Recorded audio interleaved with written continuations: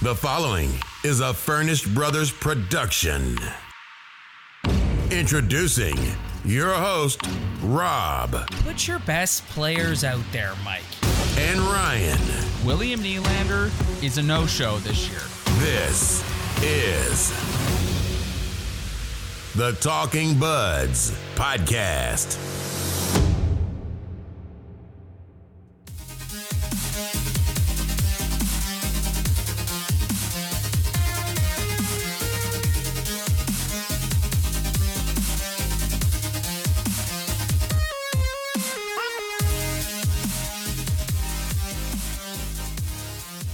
That's right, we are back.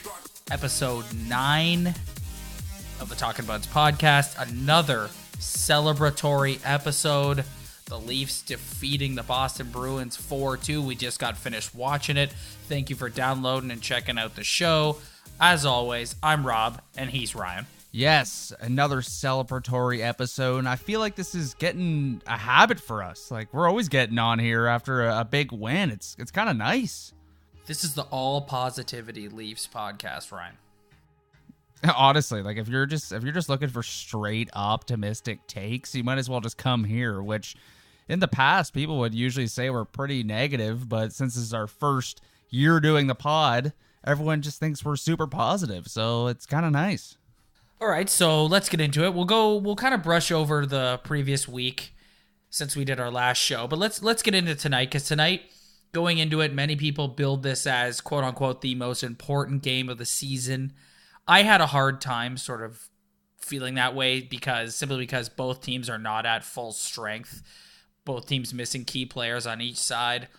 And it's also late November. Like, that's a little early to be calling something the biggest game of the year. However, Ryan, if you look at the Atlantic Division standings, it is a pretty big game. The Leafs 4 points up on the Bruins, sitting at third in the Atlantic Division. The Bruins sitting in fourth. So yeah, this game had there was some importance to this, I think.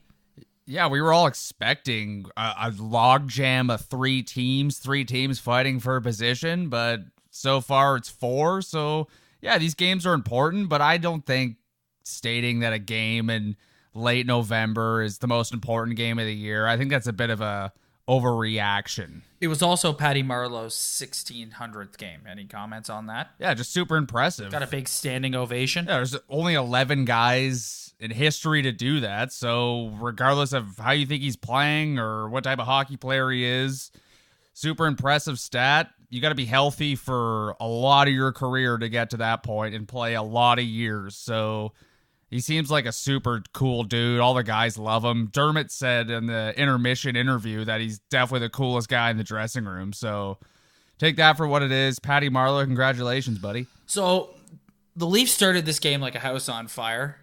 Marner with a big key chance on a 3-on-1. Kadri had 3 wide open chances, missed on all 3. Travis Dermott finally pots one with 2:16 left to play in the first period. So you're feeling pretty good going into the first intermission. Leafs up 1-0, but they really dominated the pace of play. They come out in the second. The resident Leaf killer, David Pastrnak, scores his first of 2 goals to tie the game up. Ryan, this guy looks like he is having the most fun he's ever had in his life every single time he plays the Leafs. Yeah, he is their biggest killer. And coming into tonight, I was pretty happy that Patrice Bergeron wasn't in the lineup, because usually I think Bergeron is the biggest Leaf killer of all because of everything he does on the ice, winning draws, probably the best face-off man of this era of the NHL. He's also super dynamic offensively with those 2 guys on his wings. So I was pretty happy he wasn't in the lineup. They're also missing Chara. They're missing McAvoy. They're pretty depleted. And Tuukka Rask didn't play tonight, even though he's back now. I thought Jaro Halak played pretty well for them, to be honest with you. But David Pastrnak, this guy is just, there's no quit in his game. He's always on the puck. He's always ready for an offensive scoring chance. And he murders the Leafs. He is a scoring machine.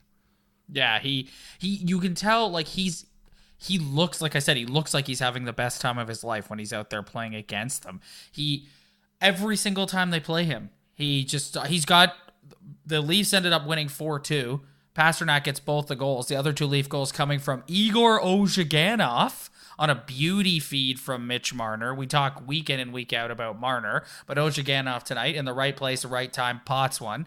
And then, so the Leafs come out to start the third period up 3-2, and they kind of, I felt in the third ride, they played like a really reserved sort of defensive game, trying to protect the lead and sort of held on by a thread. Freddie made some big saves for them until Hyman got the empty netter with a couple of minutes left. And you know what? You're right. There's going to be asterisks because the Bruins were missing some of their top guys and Bergeron and such, but it's a big win to get against a team that has pretty much dummied you earlier in the year and eliminated you from the playoffs last year, embarrassed you in the 7th game. Well, 2 points is 2 points, and it's not just Boston who's depleted. It's, look at our team. We're missing 2 of our best players who were supposed to be in the lineup, guys we projected to be in the lineup. They're not in the lineup, and they haven't been in the lineup for a long time, and the Leafs have done pretty well, racked up a bunch of wins without them. So in the regular season, unless you're missing your number one goalie, it's not, you can win. You could still win if you have the depth and you have the skill players to pull it off.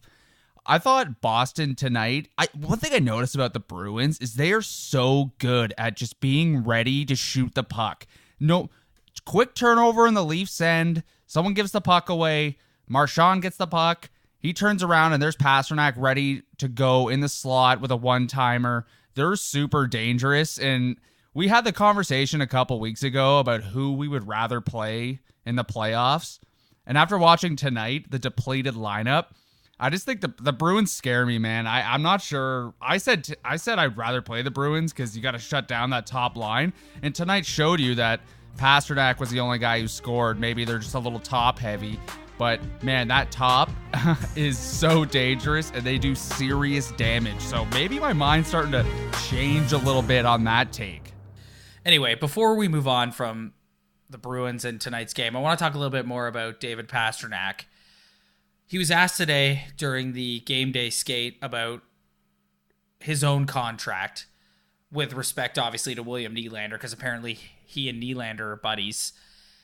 And I'm paraphrasing here, but he was asked, do you ever look back on your contract with any sort of regret or remorse or whatever? Pastrnak makes $6.67 million a season.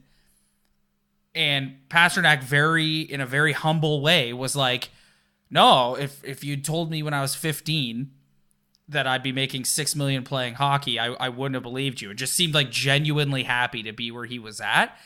Again, I'm paraphrasing, but it's all over Instagram and social media if you want to go find the actual clip.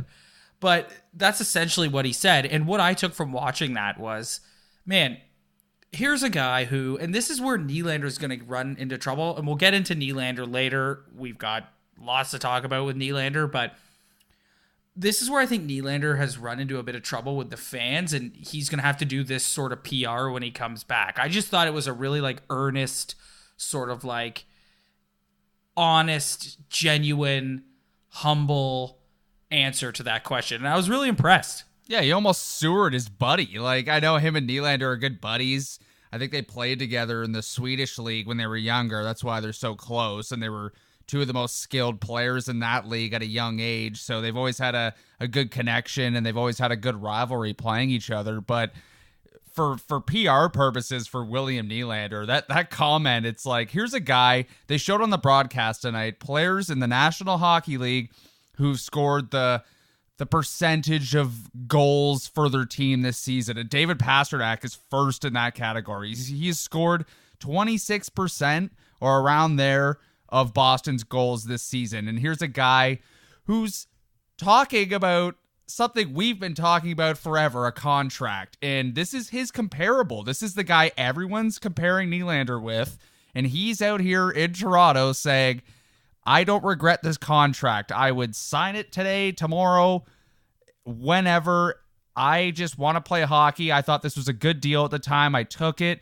And now that I took it and I'm being this successful, I am not going to regret it, because if we found out we were going to make $6 million playing in the NHL, we would all be pumped. So I really liked that comment. That's super honest, and a guy who's just super humble. And you saw tonight, this guy's a hell of a hockey player. hell of a hockey player. I would take this guy on my hockey team any day of the week. He is arguably one of my favorite hockey players to watch in the NHL in today's age. Even though I can't stand the Bruins watching them because of the rivalry, the history, and all the emotions of playing them brings up in you. But watching this guy play hockey, I am a huge fan. And just hearing those comments, you're like, Willie, you're an idiot. Like, you look like an idiot now. I know there was a huge scrum around Pastrnak today, and that's what happens when you show up in Toronto and you're friends with the guy. And even I saw on Twitter, someone tweeted that Jake DeBrusk was in the locker room being like, holy, this is savage, going around this guy and asked him all these questions. But his comments really just kind of validate all our opinions and the fact that this guy might be getting a little too greedy. Well, speaking of greedy, Ryan and I do some, believe it or not, the Talking Buds listeners will probably be shocked to hear this, but Ryan and I actually do some show prep before we get on here and start recording. And you actually have listed here that Pastrnak, Bergeron, and Marchand all make between 6 and 7 million. So there's your top line right there. That's incredible. Yeah, and what have we done all year? Contracts. That is the theme of this year. We are just talking contracts from beginning to end. And here's a hockey team who are our rivals, who we are scared to play against. And they have a top line who is just as dangerous or more dangerous than any other first line in the National Hockey League. And we always talk about how important it is to get guys under the cap at good numbers to fit everyone in. You need depth. And here's the best line in the National Hockey League, or arguably one of the best lines, at the most affordable contracts for elite hockey players or very good hockey players. And what that does is leave them so much room to add around them. That's why their D is a little more stacked up than the Leafs, even though I think McAvoy is still on his entry level, so he doesn't really count against that. But I just seeing that and the numbers that they're at really makes you think, like, we might be in trouble, because Boston's they're getting some younger players too, and their first line's just as dangerous as ours. So once we're squeezed under the cap next year, this team's going to be nice and free swimming along because their top guys are at those numbers. And I just found that extremely interesting when I saw it. I mean, is there something about the Boston area that makes you want to take a hometown discount? Because you look at Tom Brady. Like, is there something about that area that just... I mean, I know what it is about that area. All that city does is win championships, so... Yeah, win. It makes me sick. I haven't seen I saw a Grey Cup. And no offense to the Toronto Argos and the CFL, but like, I haven't seen... You saw it, Ryan? Nothing. The TFC won the MLS Cup. I was happy for TFC. I know I have a couple buddies who are diehard TFC guys. Oh, no, I'm not downplaying it at all. Yeah, but like, this city is based on the big three, and I know us football fans would love for there to be a 4 with an NFL team, but that's probably never going to happen. But we're just dying for winning here. We're dying for parades, for the baseball team, for the basketball team, for the hockey team, and watching the Bruins and the Red Sox and the Patriots. It's just, this city gives me an absolute headache. And again, you're watching them tonight and you're like, this is a depleted lineup. And they are literally like moments away from tying this hockey game, potentially winning this hockey game. Like, they're just killers. All right, I think we've pretty much dissected this Boston game from head to toe. So let's just brush over the last week. Last time we recorded was last Wednesday. Since then, there was a really disappointing 5-2 loss to the Carolina Hurricanes. Ooh, yikes. That first period, man, that was arguably one of the worst first periods I have ever watched. I believe they were close to setting the record for the amount of shots in a period, and that was just a hockey. They were not ready to play that night. Well, they were coming off 4 straight wins, so they were kind of due for a mulligan. And they never play Carolina very well anyway. No, Friday night's game in Columbus was a game I don't think they played that badly. I'm kind of with Babs. I thought they deserved a better outcome. So again, you just lost to a good team. We saw Columbus twice last week. There's a team that you don't want to run into in the playoffs either. The Columbus Blue Jackets. Yeah, they're a big boy team. Yeah, they're a big boy team, and they played pretty well, and the Leafs won that game. And then it's kind of roles reversed. Leafs play a good game, and then Columbus is good, man. Like that's just a game that happens. You're gonna lose those hockey games sometimes. And then on Saturday night, the Maple Leafs absolutely toyed with the god-awful Philadelphia Flyers. Yeah, that was ugly, man. Andreas Janssen gets his first career NHL hat trick in the first period. The Leafs embarrassed the Flyers so badly that Ron Hextall was relieved of his duties this morning. Yeah, Philly, man. It was one of those hockey games where, like, you want the Leafs to win, and you're always cheering for the Leafs. But honestly, I was feeling bad for Calvin Pickard and all the, like, you're a hockey team, you're on the bench. And this goes back to my point a week or two ago when I said that all the coaches that have gotten relieved of their duties so far this season all have awful goaltending. And Ron Hextall fell victim to that too. Team can't stop a puck. Yep. So he gets canned. No. And they have one of the best goaltending prospects in the National Hockey League in Carter Hart. But he's like a young man. I think he's 20 or in his early 20s. And he didn't want to bring him up. And he ultimately lost his job because of that. And they're a sad hockey team. Watching that game, man, I almost felt bad for them. Well, they were just the right team that the Leafs needed to come in here after losing 2 in a row, because that helped them get their swagger back, which led into the game tonight against Boston, where I thought they started really strong. So it's been a good week, and they've dropped a little bit in their division, but they're still one of the top teams in the NHL. So it's November, so we're just going to keep rolling along.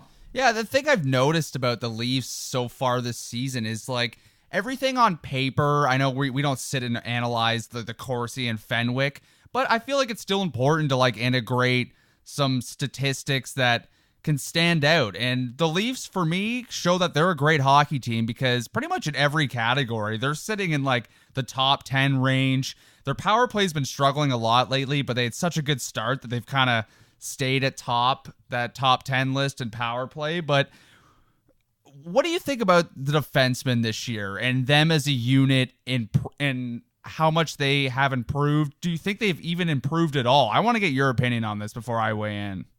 I think going into the playoffs, I'm still going to be nervous about it because they just don't have the talent back there still. They still are not talented enough. They're still missing, in my opinion, another... Morgan Riley has proven himself to be a number 1 or 2 defenseman so far this season.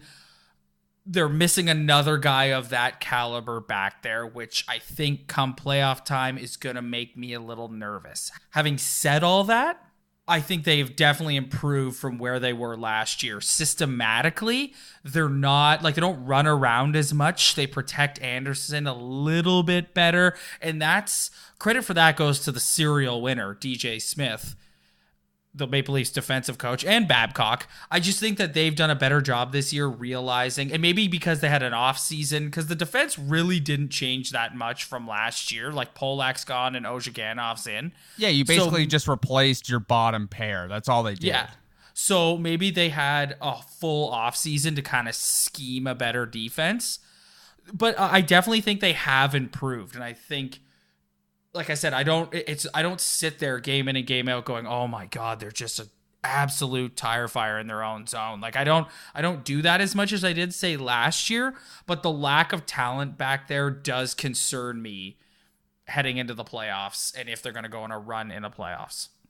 Yeah, I think it's the lack of, like, we always talk about their team toughness, and I worry about that more on D than I do on the forward group, because when there's guys in front of Frederik Andersen poking away and trying to get in his head, there's not a lot of dudes on their back end who can step in there and move a couple guys in front of their net. So that's what I worry about the most. But I just see improvement because you look at where they're at in the league in goals against. They're coming into tonight, they're the 5th best team in the NHL in goals against. And I'm sure if you told someone that who wasn't aware of that stat, they'd be like, huh, okay. And then I'm starting to connect the dots too, because tonight on the broadcast, they said the Leafs have been shorthanded the least amount in the NHL, and they've been on the power play the least amount in the NHL. So I feel like not being shorthanded so much probably affects that too, because your chances of giving up a goal on a penalty kill or the other team's power play, it increases your chances of giving up goals. But I was surprised by that stat, and I feel like this year, I really noticed in the Columbus game too, even though they lost that game, that their ability to make a stretch pass, they've always been a stretch pass hockey team. We've always talked about that. Run and gun, stretch pass. But Dermott laid a beauty on Nazem Kadri tonight in the first period. And that's the difference, because Travis Dermott just being on that third pair, him over Connor Carrick or Rowan Polak, like to me, that's a huge skill jump for them. Travis Dermott is way more skilled than those two guys. Yeah, and that's a big time he's upgrade. affecting that. And Igor Oshiganov, we always want guys to be, we always want a good stay-at-home defenseman. And this guy, you want a stay-at-home defenseman? This guy is the definition of a stay-at-home defenseman. His goal tonight, he missed the net, and it somehow went in. Yeah, don't forget that puck was going wide, but yeah.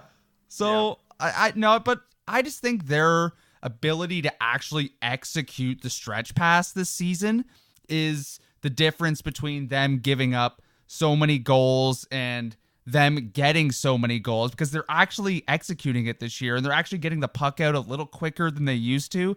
And you look at Ron Hainsey. Some people are on Ron Hainsey. The guy is plus 14, plus 13 on the season. And well, he's playing the fact that he's playing with Riley helps.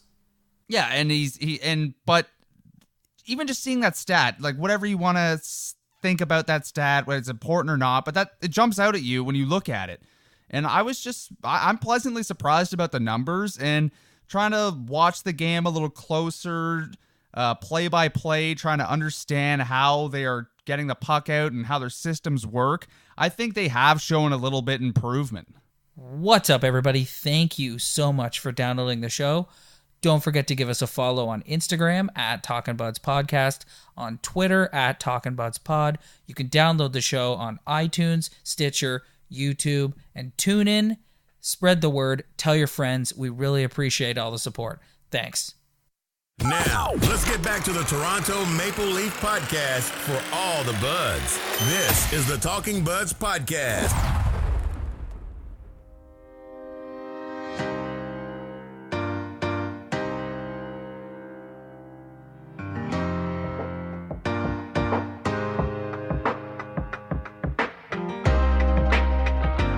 So, I think you'd agree with me here, Rye, that through the first quarter of the season, one of the most surprising things across the league has been the emergence of the Buffalo Sabres.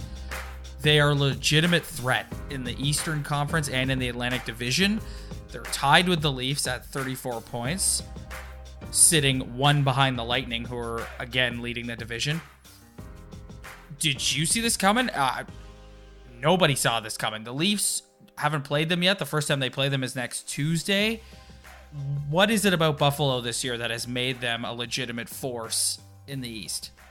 I think it's several things, and I think they have learned a lot from watching the Leafs rebuild. And before the Leafs, or when the Leafs drafted Matthews, remember we were saying, Buffalo's a year or two ahead of the Leafs in the rebuild, and we were expecting them to take that next step, but they were the same old Sabres and stunk.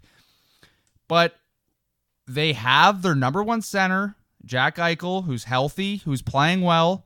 They finally have a goaltender who can make a stop for them, and we have talked about goalies. If your goaltender can make a stop for you, you can win hockey games in this league.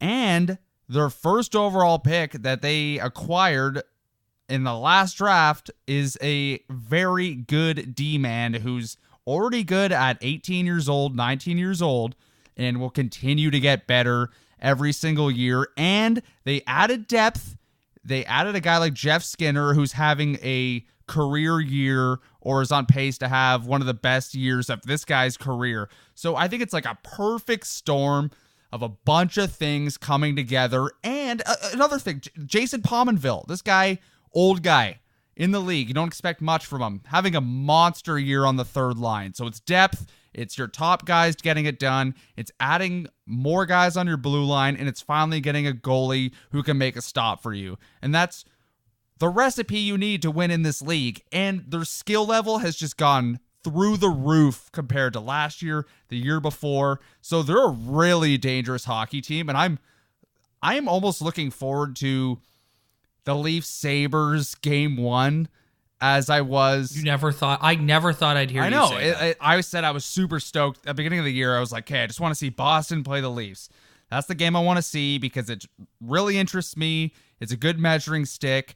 But here's kind of like an unknown like matchup with the Leafs and Sabres going head to head against each other. So I'm really interested to see how that plays out because they're super skilled too. The Leafs are also super skilled. The Leafs probably have the edge in goaltending a little bit, but the guy in the Sabres net, Carter Hutton, can make a stop, and they're looking for their 10th straight win, and they're on fire right now, man. Like they're a dangerous hockey team, and we thought this division was a 3-team division, and it's not. It's a 4-team division. Well, I was just gonna say that it's kind of hard to sit here and like say how the Leafs match up against them because they haven't played yet. So we'll finally get to see that next week. But the significance of the Sabres being as good as they are is that we went into the season thinking that the Atlantic Division would be a 3-way dance or a triple threat match. Yeah, you're getting those wrestling references right, buddy. It's a triple threat match or a triangle match. Yeah. At the top of the Atlantic Division between the Lightning, Leafs, and Bruins. And now it looks like it's going to be a fatal 4-way between the Lightning, Leafs, Bruins, and Sabres. And that's significant. Or a 4-way dance. Exactly. And that's significant because we've been saying all year the Leafs need to win the division for playoff seeding. Well, guess what, Ryan? The Leafs could end up winning the division and play Boston in the first round. Yeah, and they could very well end up in a wild card spot too, or they could very well win the division. Like it's that close right now. Exactly. So it looks like just like the Habs have sort of started to fall back a little bit. So it does look like it's going to be a fatal 4-way between these 4 teams the rest of the way in the Atlantic Division. Yeah, the Sabres look legit, man. And there's another franchise that you almost feel bad for because they've been bad, man. They've been really bad. And you want to talk about the polar opposite of Boston? Like, that's a city of complete losing sports teams. And the football team is horrible, and the hockey team has been horrible. And you almost feel bad for them, but now that they're turning it around, you're like, oh, nice. You know, Buffalo, I don't really hate them that much. But we'll just wait till the puck drops when they play each other for the first time, and we'll go back to hating the Sabres the way we did before. One thing that we won't hate, Ryan, is when Austin Matthews returns to the Maple Leafs lineup. How's that for a transition, buddy? Yeah, that was big league. It's not my best work, but it's pretty hard to go from the Buffalo Sabres to Austin Matthews. Well, I guess they're both American, so I could have used that as a transition as well. Anyway, Austin Matthews looks set to return at some point this week. It's looking like it could potentially be Saturday against Minnesota. They play Wednesday night against San Jose and then Saturday against Minnesota, so it's looking like it could be then, or it could be Tuesday against the Buffalo Sabres. What implications does this have on the lineup, Matthews coming back? One guy that we know who deep down probably isn't that excited about Matthews coming back is Nazem Kadri. Yeah, because he steps behind, but who's stepping out of the lineup? The GOAT? Yeah, we've been hard on the GOAT, and the GOAT doesn't chip in much offensively, but... Well, it's not Par Lindholm. Babcock's in love with Par Lindholm. Yeah, I know Par Lindholm. I've said I liked his game or parts of his game in the past, and I like him in the face-off dot, and take that for what it is, but when you're watching the play-to-play ability and you compare Gauthier and Lindholm, there's not much difference between them in terms of the plays they make on the ice. So I do see Freddie the Goat coming out, but I was. Do you think they send Freddie back down to the Marlies, or does Freddie go up in the press box? No, Freddie will go back up to the press box. I feel like Freddie has hit his AHL quota, and I don't think there's no point in sending this guy back to the A, man. Like, if you send him back to the A, you might as well just put him under the lifer in the AHL category, because he's been developing for like 6 years now, and it's now or never with a player like this. And he's not going to exceed a fourth line role on any hockey team in the league, but you got to make your decision here. And I agree with you. I think Lindholm's going to stay in, and the GOAT will end up drawing out. Ryan, I'm going to let you tell everybody what time it is right now. It is time for everyone's favorite part of this podcast, or the most feedback we've gotten on this podcast, of everybody's favorite segment, the segment sweeping the nation. It is Bums and Beauties. Bums and Beauties. Hit the music. It's time to find out who's a bum and who's a beauty. Take it away, buds.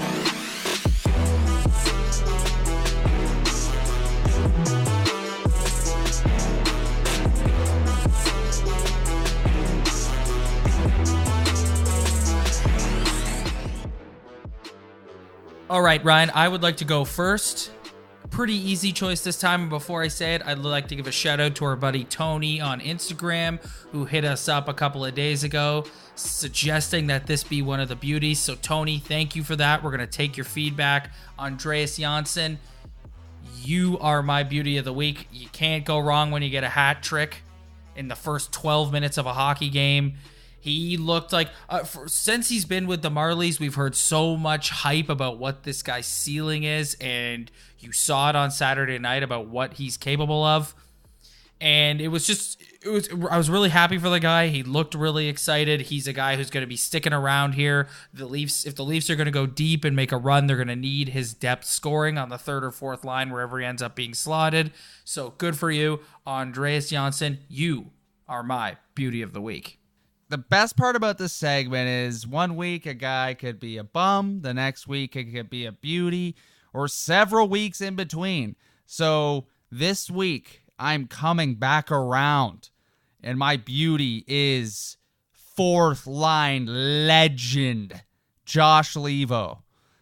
Yeah, I call him a bum at the start of the year, and that's because everyone who stuck up for him for sitting in the press box, but someone's got to sit in the press box. Every year, there's someone in the press box for every hockey team.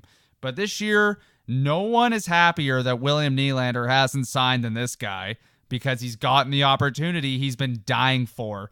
And we finally get to see what type of player he is. And he's my beauty because I just notice him on the ice a lot when he's on the ice. And I know his ice time isn't through the roof. The fourth line usually sits around the 10-minute mark in terms of ice time, but I find when he's on the ice, I notice him a fair bit. He's always kind of hard along the wall.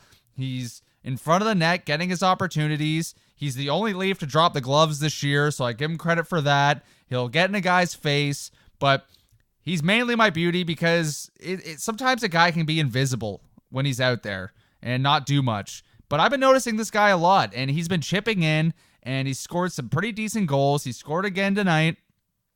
So Josh Leivo, you've come back around in my books. You're my beauty of the week this week. That fourth line has been playing really well. Like, they've added a spark and an energy with Leivo and Ennis. Like, they add some speed to that line. Poor Freddie. I feel like we're always so hard on him. But, like, Leivo and Freddie the GOAT, that is, not Freddie Anderson. I thought Freddie the GOAT was okay tonight, though. I'll give him his due. I thought he skates pretty well. Give the whole line credit. I think that line has been very good. Dude, I think that line as a whole is better than the so-called third line right now with Brown, Lindholm, and Janssen. I know Janssen got that hat trick, but I think shift in, shift out, that line creates more in the O-zone than the Lindholm line does. All right. Again, another resoundingly positive episode of Talking Buds. This is where we got to get negative. Although I'm going to take a different spin this week, and I'm not going to say anything negative about the Maple Leafs in my bum selection. My bum of the week goes to the Carolina Hurricanes victory celebration. I know I might take some heat for this because there's some people who are going to be like, oh, it's fun. They're having fun. They're doing something new. You're just bitter because the Leafs played like crap that night. And like, if you want to have that take towards me, that's fine. I think it's ridiculous. I think it's a sad attempt by a loser organization to try and get their fans interested in something. Get out of here. Nobody cares. You suck. I'm over it. It's not funny. It's stupid. It's like a novice hockey thing to do. Yeah, it's a lot of fun for a bunch of 5-year-olds who win a big game, but like they're I just, you know what, do your celebration, but I hate all the grown men out there who are like, this is just great, isn't it? What a great, it's so fun. I'd like to tack no, on. Not. It's dumb. Anybody who thinks it's great, you're a bum too. All right, Ryan, you're a bum. Who you got? All right, my bum of the week is the Toronto Maple Leaf power play. Ooh. At the beginning of the year, one of the first things we ever said on this podcast was how dynamic the power play was going to be. And they really miss Austin Matthews. They really miss that threat to shoot the puck. Just for clarity, they haven't Ryan, been very good. Just for clarity, you're talking about the first power play unit. Because PP2 got a goal tonight. That is the power play, though. Like, PP2, like, hey, whatever, they Levo chipped in, or they've chipped in a couple times, but PP1 is basically the whole power play, and you hear a stat that they're like 4 for their last 30, or somewhere around there. That is not good enough. I know they're not getting a super amount of power plays anyway, but when they're out there, they're largely ineffective, and I think they're really missing that shot from Austin Matthews, that threat, because Mitch Marner getting the puck on the half wall, turning around, kind of doing that fake shot pass is not nearly as effective without Matthews to be on the other side with an actual legit chance of shooting the puck and scoring a goal. So I think that power play is just, it's not working right now. They put Kapanen on there. I was actually going to bring that up before they decided to put Kapanen on that power play on this podcast. Was why not put Kapanen on that power play? Because he could actually shoot the puck. But they didn't get a lot of chances tonight, so it was kind of hard for them to improve on anything. But overall, over the last couple weeks, Toronto Maple Leaf power play, you are my bum. I don't disagree with that take, and I totally anticipate it improving when Matthews comes back. Yeah, because he's not the classic Ovi, Lion Stamkos one time off by the hash mark or by the face-off dot. He's a guy who can get the puck, turn around, take a wrist shot, and make your goaltender look stupid. So I'm looking forward to him coming back and adding to that power play again. It's time for Talking Buds. Totally unqualified takes.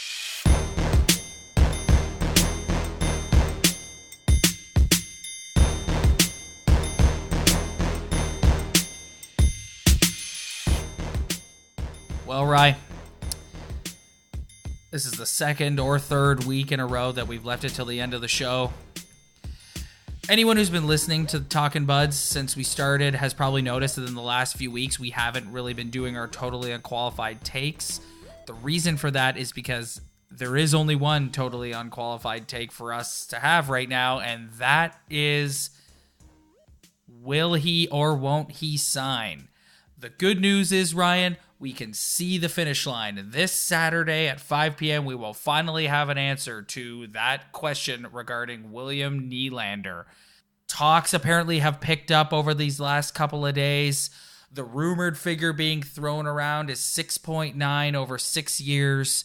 Apparently they're close. I even heard on the radio today that they're $500,000 apart. Who knows what's going to end up happening here? This negotiation has been so tight. We haven't heard hardly anything except for what a pain in the ass William Nylander's dad has probably been.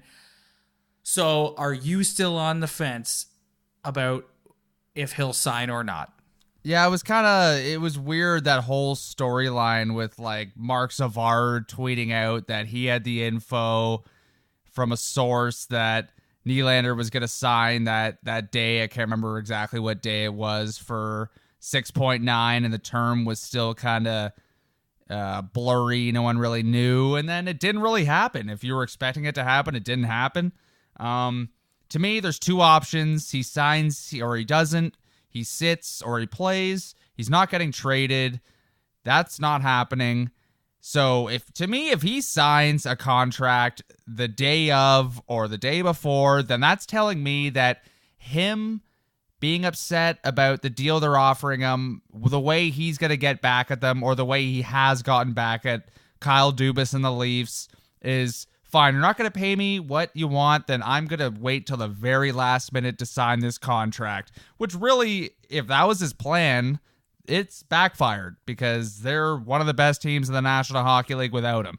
Or you cannot sign, and that's still my unqualified take. I don't think he's going to sign because of his dad, or if it's him, or if it's whatever it is. It's just not going to happen. So you're sticking with that. Yeah, I'm sticking with it. I still like, what's changed? Why is I hate people who have just like, well, yeah, they're gonna get that deal done. Like, people are still assuming that it's just gonna get done. Well, right. I think, myself included, I just can't fathom him sitting out an entire year. I just think that would be the dumbest thing he could ever do. There's literally zero upside to him sitting out an entire year. You sit out an entire year. Yeah, well, this whole thing has made no sense. If you sit out an entire year, you lose out on all the money you could have made this year, and you're right back in the same situation next year. And then guess what they'll do next year? They'll say, okay, sit there. So I just think that the reason why it's people treat it like it's a foregone conclusion that he's going to sign is because it makes no sense for him to sit out an entire season. What I want to ask you is, where are you at on that dollar figure, that 6.9? The consensus that I saw today from Leaf fans on social media is anything under 7 is considered a win for the Leafs. But then you look at that Pastrnak number that we talked about earlier in the show, and it's like, William Nylander's not as good as David Pastrnak, but inflation and the way the league works, I guess that's how it all goes. Well, I think 6.9 is overpaying him. I know we've been conditioned to him wanting $8 million, so anything lower than that number, we're kind of like, oh, nice, whatever, let's get him on.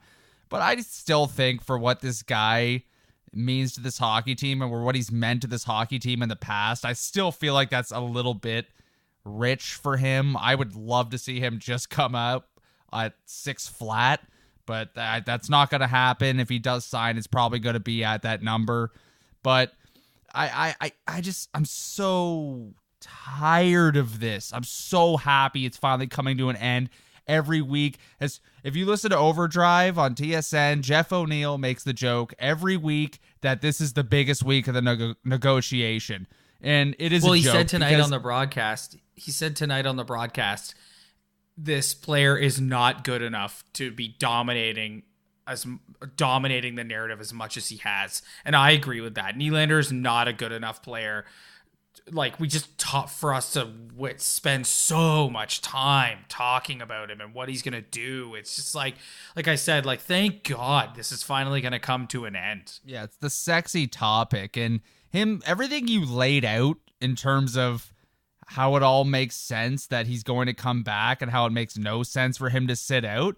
But, like, what has made sense about this negotiation? Nothing. This is uncharted territory for restricted free agents in the National Hockey League. How many agents are sitting at this offseason coming up is arguably the biggest offseason for restricted free agents in the history of the league. So many talented guys are coming up to restricted free agency. So there's a ton of agents sitting at home just watching this and loving this and taking notes and trying to get everything they can out of this, because this is uncharted territory for restricted free agents in the National Hockey League. And I'm so tired of it. And I honestly believe he won't sign still, because his dad's an idiot and this whole thing is dumb, and I'm sick of it. I think you might be right, though. I think maybe his tactic was, I'm going to sit out as long as I possibly can just to show you that I'm not stoked on this number. But then again, if he goes ahead and signs for 6 years, that kind of doesn't make sense. So they were speculating tonight that it could be a bridge deal. I have no idea what it's going to be. I'm just repeating what I've heard over the last couple of days. So at the end of the day, who knows? Quite frankly, Ryan, who cares? Let's just get this over with and move on with our lives. Yeah, I'm done. I'm done, man. I can't even talk about it anymore. Like, I'm literally done. That's it for me on this. Good night. See you later. I'm done. All right. So before we call it on episode 9, we touched on this a little earlier, but let's just go through it again. Wednesday night, the San Jose Sharks come to Scotiabank Arena. In weird scheduling again, this week they've got San Jose followed by Minnesota, 2 Western Conference teams. And then the following week, Buffalo, Detroit, and Boston again. We'll be back next Tuesday night after their first meeting against the Buffalo Sabres and can give even deeper analysis than we gave earlier with regards to the Leafs against the Sabres. So I'm actually really looking forward to that.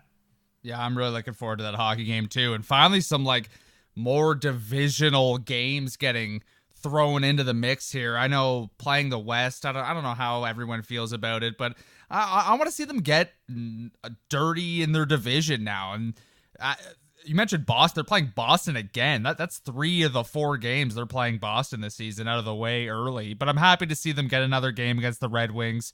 You know, they stink, but I'm really looking forward to that Sabres game. December 13th, they go to Tampa Bay. Oh, yeah, another one. Let's go. Let's see it. Let's measuring stick hockey games. Let's see where we are at with these other teams in our division. All right, then on that note,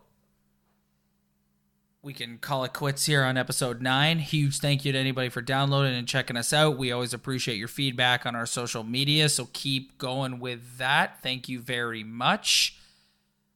Ryan? This time next week, we will no longer need to talk about / speculate on what William Nylander is going to be doing, and we can come back with a fresh, totally unqualified take. Looking forward to that as well. Yes, thank goodness that this thing's going to be over, man. We'll see you next week, everybody.